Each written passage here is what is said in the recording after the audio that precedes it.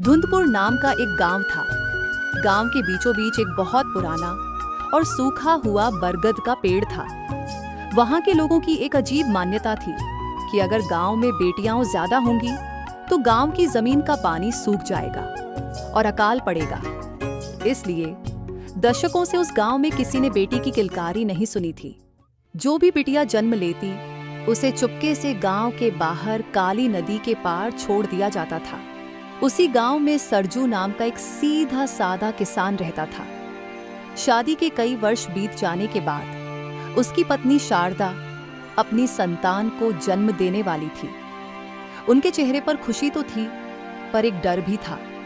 तभी सरजू आ जाता है। देखो जी, बहुत दिनों के बाद हमें माता पिता बनने का अवसर मिला है, लेकिन मुझे डर है कि कहीं बेटी पैदा हुई तो ये जालिम लोग हमारी बिटिया को मार डालेंगे। शारदा, तुम खामखा चिंता क्यों किए जा रही हो? अभी हुई तो नहीं ना, जब होगी तो देखा जाएगा। बेटा हो या बेटी, मैं अपनी संतान को किसी के हवाले नहीं करूंगी। लेकिन शारदा, इस गांव में जो सदियों से परंपरा चलते आ रहा है उसे तो निभाना पड़ेगा ना। यदि ऐसा हुआ तो मुझे भी अपनी बेटी के साथ उस नदी में बहा देना। इस अंधेरी रात में ऐसी बहकी बहकी बातें कौन करता है? काफी रात हो गई है, चल सो जा। सरजू सो गया, लेकिन शारदा चिंता में सो नहीं पाई। वह रात भर चिंता में डूबी रही।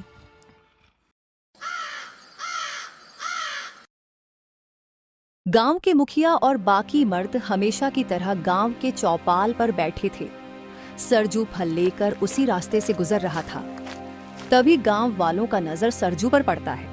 क्या रे सरजू भैया, ये फल किसके लिए लेकर जा रहा है? जग्गू, क्या तुम्हें नहीं पता कि सरजू भैया बाप बनने वाला है? क्या रे सरजू, हरी सच कह रहा है? हाँ मुखिया जी, हरी बिल्कुल सही कह रहा है। बस कुछ ही दिनों में मेरी पत्नी शारदा एक नन्हे से बच्चे को जन्म देने वाली है। सरजू की बात सुनकर मुखिया घबरा जाता है। सरजू, तुम्हें याद तो है ना, चाहे जो भी हो, गांव का रीत कभी टूटना नहीं चाहिए। हाँ हाँ मुखिया जी, मुझे अच्छी तरह से याद है। अच्छा मुखिया जी, मैं चलता हूँ, मुझे देर हो रही है। ठीक है, जाओ, लेकिन चालाकी करने की कोशिश की तो उसका अंजाम बहुत बुरा होगा। सरजू को चिंता सताए जा रही थी। हे भगवान, मैंने तो सारी सच कह दी। ये मैंने क्या कर दिया? मुझे नहीं बताना चाहिए था। यदि मेरी बेटी हुई तो क्या मुझे अपने हाथों से मेरे बच्चे का खून करना होगा? नहीं नहीं, ऐसा मैं नहीं कर सकता। सरजू फल लेकर घर पहुंच जाता है। तभी उसे बच्चे की रोने की आवाज सुनाई दी।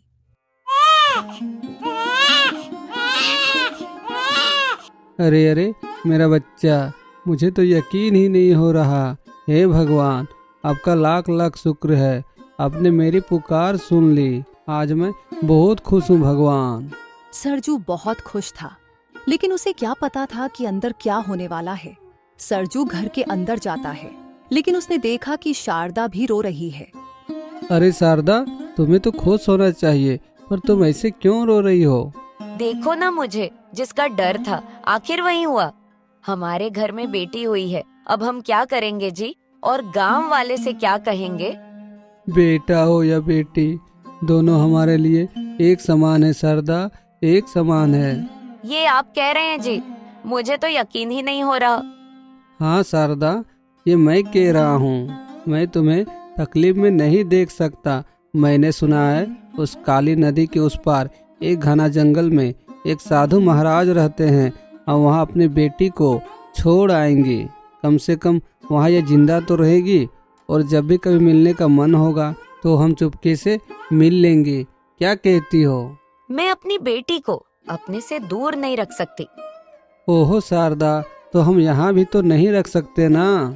तो फिर जब गांव वाले पूछेंगे तो हम उनसे क्या कहेंगे?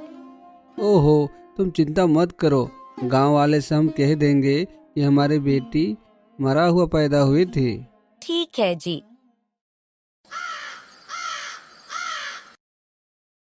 सरजू और शारदा दोनों सुबह होते ही साधु बाबा के आश्रम पहुंच जाते हैं। साधु महाराज, बड़े ही उम्मीद लेकर आपके पास आए हैं। क्या हुआ बेटा, तुम इतने घबराए हुए क्यों हो?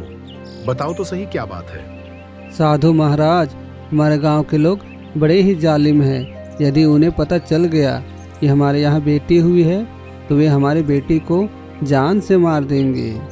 लेकिन इस मासूम सी बच्चे को क्यों मारना चाहते हैं? उन्हें क्या मिलेगा इसे मारकर? बाबा, दरअसल बात यह है कि हमारे गांव वाले का मानना है कि बेटियों के होने से गांव में अकाल आ सकता है, खेत का पानी सूख सकता है और खेती नहीं होने के कारण गांव वालों को भारी नुकसान हो सकता है। ठीक है बेटा, मैं समझ गया। अब तुम्हें चिंता करने की कोई आवश्यकता नहीं है। अब इस नन्ही सी बच्ची को पालना मेरी जिम्मेदारी है। सरजू और शारदा अपनी बेटी को साधु बाबा को दे देते हैं। ठीक है बाबा, हम चलते हैं।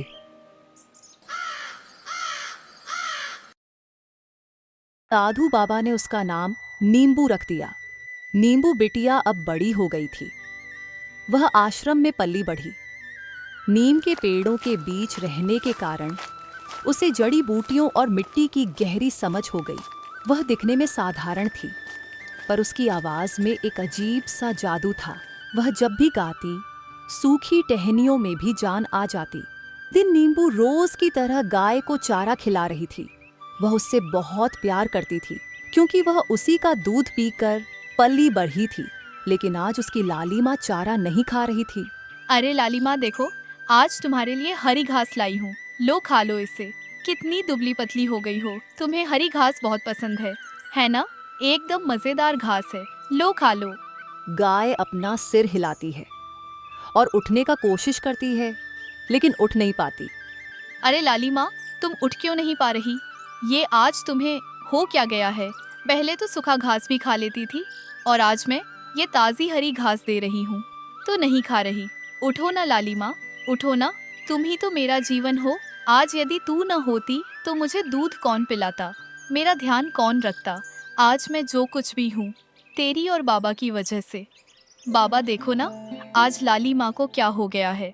लाली माँ उठ ही नहीं रही और घास भी नहीं खा रही। नींबू बेटा, लगता है आज इसकी तबीयत खराब है, शायद इसलिए नहीं खा रही। जब ठीक हो जाएगी तो खा लेगी। अच्छा तो ये बात है, मैं अभी इसे कुछ जड़ी बूटी पीसकर पिला देती हूँ। देखना, ये तुरंत ठीक हो जाएगी। नींबू झोपड़ी के अंदर जाती है और जड़ी बूटी पीसने लगती है। वह कुछ ही देर में जड़ी बूटी पीसकर उस लाली माँ गाय के पास आती है और उसे पिलाती है।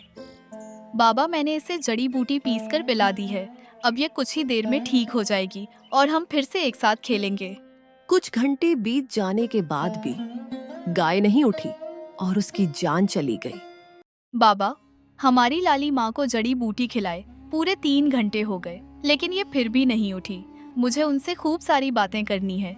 साधु बाबा को पता लग गया कि उसे कौन सी बीमारी लगी है। जानकर उसके रोंगटे खड़े हो गए। बेटी, तेरी लाली माँ अब कभी भी नहीं उठेगी, क्योंकि ये हमें छोड़कर हमेशा हमेशा के लिए चली गई। बाबा, आप ये क्या कह रहे हैं? क्या हमारी लाली माँ अब कभी नहीं उठेगी? पर इसे तो मैंने जड़ी बूटी खिलाई थी। बेटी, यह कोई साधारण बीमारी नहीं है जो इन जड़ी बूटियों से ठीक हो जाएगी, बल्कि ये बहुत ही पुरानी और भयानक बीमारी है। यह बीमारी 100 वर्ष पहले आई थी, जिसके कारण इस बीमारी से आसपास के सारे गांव तबाह हो गए। कितने लोगों की जानें चली गई। कहते हैं ये बीमारी यदि किसी को एक बार लग गई तो उसका मृत्यु होना तय है। इस बीमारी के लगते ही शरीर का रंग काला हो जाता है और इस बीमारी से 3 से 4 घंटे के अंदर ही उसकी मृत्यु हो जाती है। लेकिन बाबा, फिर इस भयानक बीमारी का कोई ना कोई तो जड़ी बूटी तो होगा ना? हाँ बेटी है, लेकिन वहां जाना हमारी बेवकूफी होगी, क्योंकि वह जगह बहुत ही खतरनाक है। जो कोई भी वहां गया है दोबारा कभी वापस लौटकर नहीं आया। वहां पर एक नागिन रहती है जो उस जड़ी बूटियों की रक्षा करती है। वह 3 विचित्र सवाल पूछती है, जिसका उत्तर देना बहुत ही कठिन है। जिसने उसका सही सही उत्तर दे दिया तो ठीक है, परंतु नहीं दे पाया तो वह उसको डस लेती है और वह वहीं पर मर जाता है। लेकिन बाबा, यदि हम वहां नहीं गए तो फिर धीरे धीरे एक दिन सारे लोग मारे जाएंगे और अंत में एक समय ऐसा आएगा कि ये दुनिया शमशान बन जाएगी। बाबा, आप मुझे वो 3 विचित्र सवाल का उत्तर बताओ ना। मैं वहां जाऊंगी और जड़ी बूटी लेकर आऊंगी। नहीं बेटी, तुम वहां नहीं जाओगी। यदि तुम्हें कुछ हो गया तो तुम्हारे माँ बाप को मैं क्या जवाब दूंगा? नींबू साधु बाबा की बात सुनकर चौंक जाती है और साधु बाबा से पूछने लगती है। बाबा, ये आप क्या बोल रहे हैं? क्या मेरे माँ बाप जिंदा हैं? पर इतने वर्ष बीत गए, आपने मुझे पहले कभी नहीं बताया। यदि मैं तुम्हें पहले बताया होता बेटी, तो तुम अपने माँ बाप से मिलने के लिए जिद करने लगती, और तुम्हारे माँ बाप ये नहीं चाहते कि तुम्हारा मरा हुआ मुंह देखे। लेकिन बाबा, मेरे मिलने से मेरी मौत हो जाएगी, ये कैसे संभव है? साधु बाबा नींबू को सारी घटनाएं बताने लगता है और सुनकर उसकी आंखें भर आती हैं। लेकिन बेटी, अब वो दिन आ गए हैं। इससे पहले कि मुझे कुछ हो जाए, वो 3 विचित्र सवाल मैं तुम्हें बता देता हूँ। इतने में अचानक साधु बाबा का शरीर धीरे धीरे काला पड़ने लगता है, गला सूखने लगता है। जाओ बेटी, जल्दी से मेरे लिए पानी लेकर आओ, मेरा गला सूख रहा है। नींबू तुरंत दौड़कर पानी लाने चली जाती है। इधर साधु बाबा का दम घुट रहा था, सांसें अटक रही थी। तभी कबूतर उड़ते हुए साधु के पास आकर बैठ जाता है। साधु महाराज, आपकी हालत बहुत ही खराब होते जा रही है। बताओ, मैं आपकी क्या मदद करूं? अभी थोड़ी देर में नींबू बिटिया आती होगी। बस उसे इतना बता देना कि जब भी कोई मन में सवाल आए तो आंखें बंद करके एक बार अपने बाबा को याद कर लेना। उसे उत्तर खुद ब खुद मिल जाएगी। इतना बोलकर साधु महाराज वहीं पर अपना दम तोड़ देता है। तभी नींबू वहां आ जाती है। बाबा, उठिए ना, मैं आपके लिए पानी लेकर आई हूँ। उठिए ना। नींबू बहन, अब तेरे बाबा कभी नहीं उठेंगे, क्योंकि अब ये मर चुके हैं। क्या मेरे बाबा मुझे छोड़कर चले गए? ये कैसा अनर्थ हो रहा भगवान, कैसा अनर्थ! अब मुझे वो 3 विचित्र सवालों के जवाब कौन बताएगा? मैं अपने गांव वालों को कैसे बचाऊंगी और अपने माँ बाप से कैसे मिलूंगी? ये मुझे बिना बताए ही छोड़कर चले गए। 3 विचित्र सवाल, लेकिन साधु महाराज ने तो मरने से पहले मुझसे कहने को कहा कि जब भी मन में कोई सवाल आए तो आंखें बंद करके मुझे एक बार जरूर याद कर लेना। क्या मेरे बाबा ने ऐसा कहा? इसका मतलब अब मुझे उन 3 सवालों का जवाब मिल गया। अब मुझे वह जड़ी बूटी लाने के लिए फौरन जाना होगा, नहीं तो सारे लोग मर जाएंगे और फिर मैं अपने माँ बाप को कभी नहीं देख पाऊंगी। मुझे उनका कर्ज चुकाना होगा। कबूतर भाई, क्या तुम मेरी मदद करोगे? हाँ नींबू बहन, मैं तेरी मदद जरूर करूंगा। ठीक है, तो फिर चलो। मुझे जंगल का रास्ता दिखाना होगा जो उस नागिन के गुफा तक जाती है। नींबू बिटिया और कबूतर जंगल के रास्ते गुफा की ओर निकल जाते हैं। इधर धुंधपुर में हालत बदतर होते गए। कुएं सूख गए, फसलें जल गईं और गांव के लोग दाने दाने को मोहताज हो गए। गांव वालों को लगा कि शायद देवता नाराज हैं। बीमारी भी तेजी से फैलने लगी। गांव के जितने भी मर्द और नौजवान थे, उनके शरीर काले पड़ने लगे और वे बिस्तर से लग गए। पूरा गांव श्मशान जैसा लगने लगा। तभी मुखिया और कुछ गांव के लोग चौपाल पर इकट्ठे हो गए। अब क्या ही करें मुखिया जी, और कहां जाएं? हर दिन एक एक करके हमारे गांव के लोग घटते जा रहे हैं। इस भयंकर बीमारी से कोई नहीं बच पा रहा है। साथ ही साथ हमारे कुएं और तालाब के पानी भी सूख गए। लोगों का कहना है यह बीमारी बहुत साल पहले आई थी और मुश्किल से गांव के कुछ लोग ही बच पाए थे। लेकिन मुखिया जी, इसका कोई इलाज तो होगा ना, जिससे हम इस भयंकर बीमारी से बच सके? इसका एक ही उपाय है। उस काली पहाड़ी के जंगल में एक गुफा है जहां पर एक नागिन रहती है। वह लोगों को अजीबोगरीब 3 विचित्र सवाल पूछती है। यदि सही सही उत्तर दे दिया तो वह जड़ी बूटी हमें मिल सकता है, और यदि नहीं दे पाया तो फिर वह नागिन 10 कर वहीं मार देती है। तो मुखिया जी, आखिर हम वहां तक पहुंचेंगे कैसे? वहां जाना इतना आसान नहीं है। जो कोई भी वहां गया है अब तक लौट कर नहीं आया, क्योंकि वहां का जंगल बहुत घना है जिसमें बहुत से जानवर रहते हैं। उस गुफा तक पहुंचने से पहले ही हम मारे जाएंगे। लेकिन हमें कोई दूसरा रास्ता ढूंढना होगा, नहीं तो सब के सब मारे जाएंगे। उधर सरजू और पार्वती घर में भूखे प्यासे लाचार पड़े थे। उन्हें कुछ समझ नहीं आ रहा था। घर में पीने तक को पानी नहीं था। ए जी, बहुत दिन हो गए, पर आपने गांव वालों के डर से कभी मेरी बेटी से मिलने नहीं दिया, और ये बीमारी घर घर फैलते जा रही है। कम से कम मरने से पहले एक बार हम अपनी बेटी का चेहरा देख लें। न जाने कैसी होगी और किस हाल में होगी हमारी बिटिया। हाँ शारदा, हम अपनी बिटिया से मिलने जरूर जाएंगे। मुझे भी उसे बहुत देखने का मन कर रहा है। हम कल सुबह ही अपनी बेटी के पास जाएंगे और गांव वालों को हमारी सारी सच्चाई बता देंगे। उधर बूढ़ा कबूतर और नींबू जंगल के रास्ते से गुफा में पहुंच जाते हैं। अरे, ये जड़ी बूटी तो चमक रहा है। हाँ बहन, अब तुम इस जड़ी बूटी को ले जाओ और अपने गांव वालों को बचाओ। हाँ कबूतर भाई, अब मैं इसे खिलाकर अपने गांव वालों को बीमारी से मुक्ति दिला सकती हूँ। नींबू जैसे ही जड़ी बूटी लाने के लिए आगे बढ़ती है, तभी वह नागिन प्रकट होती है। ए लड़की, तुम यहाँ क्यों आई है? क्या तुम्हें नहीं पता जो भी यहाँ पर आता है वह यहाँ से कभी लौट कर नहीं जाता? नाग देवी, मैं यहाँ आवश्यक जड़ी बूटियों को ले जाने आई हूँ। मेरे गांव में एक भयानक बीमारी बहुत तेजी से फैल रही है। यदि मैं यह जड़ी बूटी लेकर नहीं गई तो सारे गांव के लोग मारे जाएंगे। मुझे उन्हें बचाना बहुत जरूरी है नाग देवी। ठीक है, तुम्हें यह जड़ी बूटी के ले जाने से पहले मेरे 3 सवालों से गुजरना होगा। यदि मेरे तीनों सवालों का सही उत्तर दे पाई तो तभी ये जड़ी बूटी ले जाने की अनुमति दिया जाएगा। ठीक है नाग देवी, आपको जो सवाल पूछना है पूछिए, लेकिन उससे पहले मुझे कुछ पल का वक्त दीजिए। ठीक है, तुझे 1 घंटे का समय देती हूँ। यदि उत्तर नहीं दे पाई तो अंत में मैं तुम्हें भी मार दूंगी। नींबू नाग देवी की बात सुनकर घबरा जाती है, लेकिन क्या करे, उन्हें अपने गांव वालों को बचाना था और अपनी माँ बाप से मिलना था। वह अपनी आंखें बंद कर लेती है और साधु बाबा के कहे अनुसार उन्हें याद करती है और उसे पुकारती है। तभी साधु बाबा प्रकट हो जाते हैं और नींबू को आशीर्वाद देते हैं। नाग देवी, अब आप सवाल पूछ सकती हैं। तो मेरा पहला सवाल है, वह कौन सी दौलत है जो बांटने से बढ़ती है और छिपाने से घटती है? नाग देवी, इसका उत्तर है ज्ञान, जो बांटने से बढ़ती है और न बांटने से घटती है। ठीक है, अब मेरा दूसरा सवाल है, ऐसी कौन सी चीज है जो टूट जाए तो आवाज नहीं करती लेकिन दिल में दर्द छोड़ जाती है? इसका सही उत्तर है विश्वास। ठीक है, मेरे 2 सवालों का उत्तर तुमने सही सही दे दी। अब मेरा तीसरा और आखिरी सवाल है। इस सवाल से तेरी जिंदगी और मौत तय होगी। तो बताओ, ऐसी कौन सी आग है जो दिखाई नहीं देती पर पूरे घर को जला सकती है? इसका सही उत्तर है लालच। नींबू, तुमने तीनों सवालों के बिल्कुल सही उत्तर दी हो। अब तुम ये जड़ी बूटी ले जा सकती हो।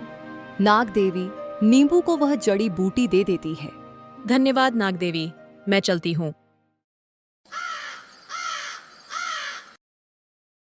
सुबह हो चुकी थी। सरजू और शारदा गांव वालों को इकट्ठा करके सारी सच्चाई बता देते हैं। मुखिया जी, हमने आपसे झूठ कहा था। हमारी बेटी पैदा होते ही नहीं मरी है, वह अभी भी जिंदा है। हमने उसे काली नदी के पहाड़ पर एक साधु के पास छोड़ दिया था। गांव वाले सुनकर दंग रह जाते हैं और गुस्से में सरजू और शारदा को घूरते हैं। क्या कहा तुमने? तेरी बेटी भी है, इसका मतलब गांव वालों से तुमने झूठ कहा था। इतना बड़ा अन्याय सब तेरी बेटी की वजह से ही हो रहा है। लोग तड़प तड़प कर मर रहे हैं। सुनो गांव वालों, आज जो कुएं और तालाब के पानी सूख गए, हमारा फसल जलकर राख हो गया, सब इनकी बेटी की वजह से। और ये जो भयंकर बीमारी आई है, इनके पीछे भी इसी का हाथ है।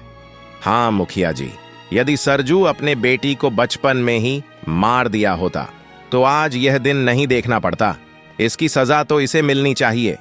ठीक है, दोनों का हाथ पैर इस पेड़ पर बांध दो और इसे कड़ी धूप में 2 दिन तक रहने दो, ताकि दोबारा कोई सरजू के जैसा हरकत करने की हिम्मत ना करे। गांव वाले सरजू और शारदा को एक पेड़ पर बांध देते हैं। तभी एक जोरदार तूफान आया और धीरे धीरे सारे लोगों के शरीर काले पड़ने लगे और वे जमीन पर गिरकर तड़पने लगे। इतने में नींबू अपने गांव पहुंच जाती है। उसने हाथ में एक मिट्टी का मटका दबाए रखा था, जिसमें वह पानी के साथ जड़ी बूटी का घोल मिलाया था। तभी मुखिया और कुछ गांव वालों की नजर उस पर पड़ती है। ऐ छोरी, कहाँ चली आ रही है? यहाँ मौत का साया है, भाग जा यहाँ से। मैं मौत से डरने नहीं, उसे हरने आई हूँ काका। मतलब मैं आप सबको बचाने आई हूँ। इस मटके का जो भी पानी पिएगा उसे इस बीमारी से हमेशा के लिए मुक्ति मिल जाएगी। क्या बात कर रही हो? तेरी इस मामूली पानी से कोई कैसे ठीक हो सकता है? मुखिया को पहले तो यकीन नहीं हुआ। नींबू ने एक एक करके सारे बीमार लोगों को पानी पिलाने लगी। उसने उन मर्दों की भी सेवा की जिन्होंने कभी बेटियों को बोझ समझा था। धीरे धीरे लोग ठीक होने लगे और कुछ ही देर में जोरदार बारिश भी होने लगी। मुखिया को समझ में नहीं आ रहा था आखिर ये चमत्कार कैसे हुआ। मुखिया और गांव वाले देखकर हैरान हो गए थे। आखिर एक मामूली सी लड़की कैसे कर सकती है? ये कौन है, कहाँ से आई है? किसी को कुछ समझ में नहीं आ रहा था। अरे तुमने तो कमाल कर दिया बेटी। तुम कौन हो और कहाँ से आई हो? मैं इसी गांव की बेटी हूँ काका। 20 वर्ष पहले मेरे माँ बाप ने मुझे एक जंगल में साधु के पास छोड़कर आए थे। अब सबके डर और गलत फहमी ने मुझे अपने माँ बाप से अलग कर दिया। हाँ मुखिया जी, यह मेरी बेटी है। इसे मैंने मरना समझा था, आज वही हमें जीवन दे रही है। गांव के लोग सरजू और शारदा को खोल देते हैं। गांव वाले पहले तो गुस्से में थे, पर जब उन्होंने देखा कि जिस बेटी को वे अशुभ मानते थे उसी के आने से गांव में बारिश होने लगी और बीमार लोग ठीक हो गए, तो उनका सिर शर्म से झुक गया। हम कितने मूर्ख थे। हमने सोचा था कि बेटियां पानी सोख लेती हैं, पर सच तो ये है कि बेटियां तो खुद अमृत होती हैं। अगर आज सरजू हिम्मत ना दिखाई होती तो आज हमारा पूरा गांव खत्म हो जाता। मुझे माफ कर दो सरजू, हम सब ने तुम्हें गलत समझा, तुम्हारे साथ बुरा बर्ताव किया। आज समझ में आया, गांव की मिट्टी और परिवार तभी महकते हैं जब उसमें बेटे और बेटी दोनों का बराबर सम्मान हो। बेटी बोझ नहीं, वह नींव होती है जो पूरे परिवार और समाज को थामे रखती है। उस दिन के बाद धुंधपुर का नाम बदलकर अमृतपुर रख दिया गया। गांव के उस सूखे बरगद की जगह एक नीम का पेड़ लगाया गया, जिसे नींबू का प्रतीक माना गया। अब उस गांव में जब भी किसी के घर में बेटी पैदा होती है तो पूरे गांव में ढोल नगाड़े बजते हैं और हर घर से अनाज इकट्ठा करके उत्सव मनाया जाता है।